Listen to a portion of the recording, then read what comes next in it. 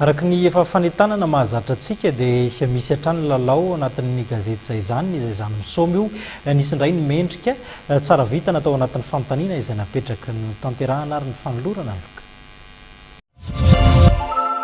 Ya tonga atao amin'ny fotoana toy ny mahazatra nylorana ny loka amin'ny lalao izay karakaray ny Vondrondrama TV dia tsy inona zany fa ny izay zany misoma andehantsika amin'ity takariva ity.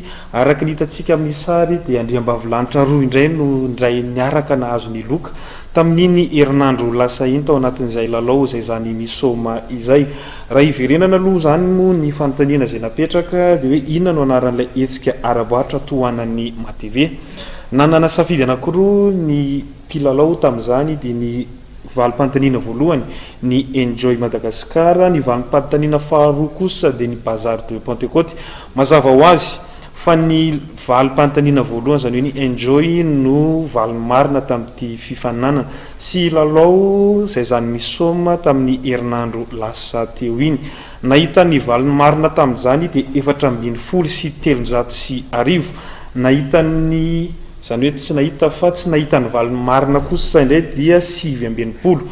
Izy roa vavy reto zany no tsara vitana izay tena tao anatin'ny masony tokoa satria dia io isa 420 sy 350 io no hitan'izy ireo avy hatrany.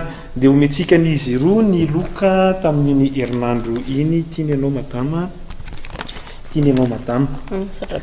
Dia ho antanitsika kely zareo nanahoana ny fihetseham-po manahoana ny filalaovan'ny zareo anatin'izay lalao izay zany misoma izay.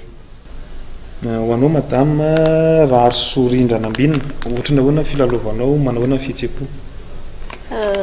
Ny filalaovako zao efa ela moa zany any lalao dia zao vao nahazo efa tena ela be mihitsy dia tena faly be satria nahazo loka.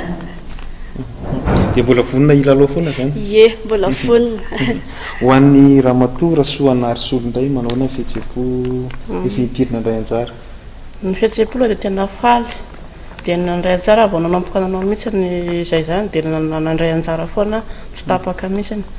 Dia izay moa vao nitsika tena vitana dia isaoran'Andriamanitra dia isaoran'ny MATV sy ny gazety rehetrarehetra amin'ny MATV hanao an'ilay loka.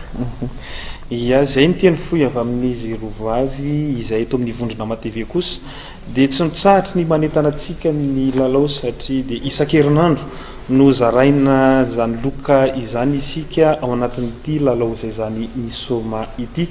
Amin'ny herinany io toy izao indray ary dia hitantsika indray hoe iza ireo nahazo ny loka amin'izay lalao izay zany misoma izay.